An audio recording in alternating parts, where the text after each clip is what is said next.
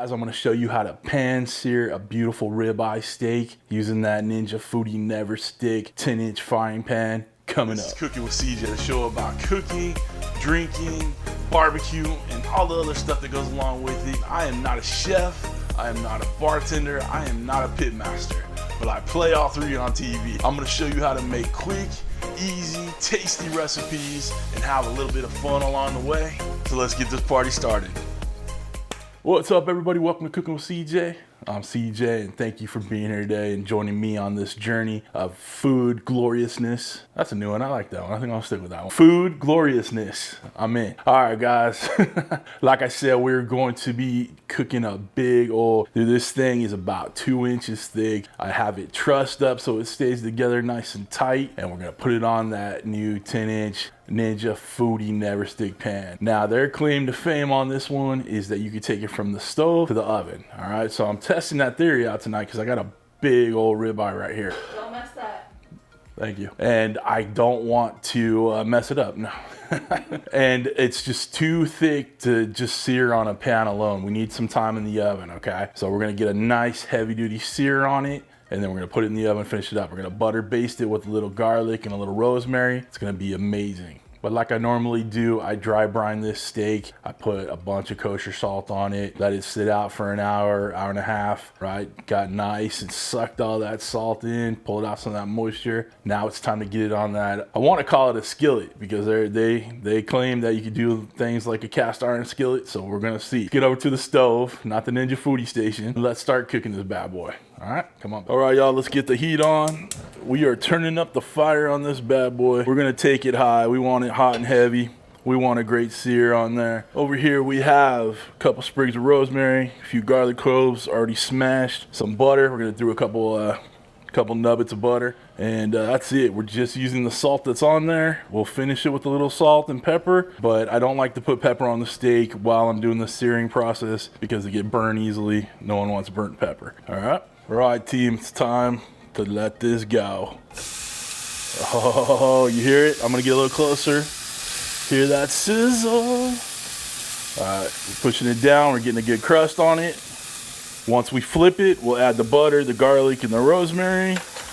Get a nice crust built on the other side, and then we'll get it in the oven. Okay, we got this sizzling up.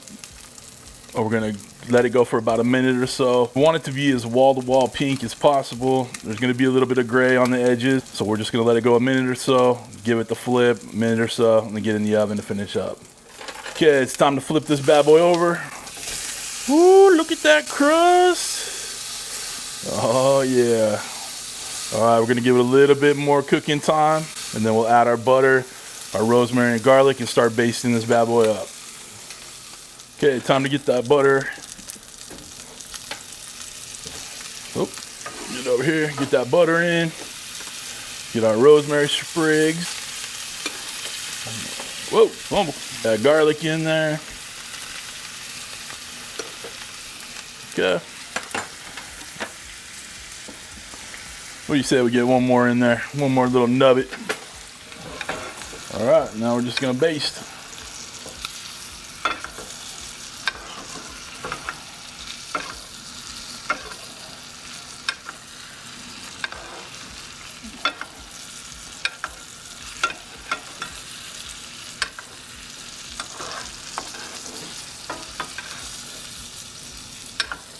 Notice I'm using metal utensils on this bad boy.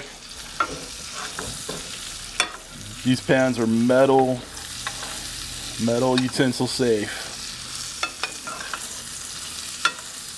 And that brown butter worked in there real nice.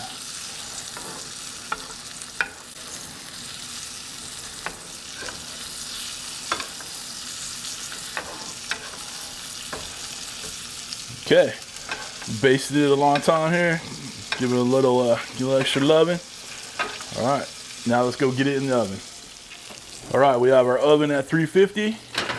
Gonna throw that in there for about 10-20 minutes. We'll check the temp, and that's it, guys. Okay, guys, it's been about 10 minutes. We're gonna check on it real quick. Just hit it right in the thick part in the middle right there. 123, 122. All right, there you go. It's coming down a little bit. Probably only got about 5 minutes to go. give or take. All right, so while we got it open, might as well baste some of that goodness back on there. Now it's turned into brown butter. It's got all the beef fat in there, rendered out from the steak. We're gonna pull this in probably another 2 or 3 minutes, let it rest, let the carryover temperature take it to about 130, and we'll be good to go. All right, guys, we took our pictures for the gram, for the thumbnail. Let's go ahead and take this bad boy out. We got our extra butter piece on there for the picture. Let's take that, put it in there. We'll spoon that over later. Let's get these little strings out. Okay, get the other one. Pretty dang good to me. Let's cut off. Let's just start in on it, huh? Got a nice medium, and as we go closer, it'll be medium rare.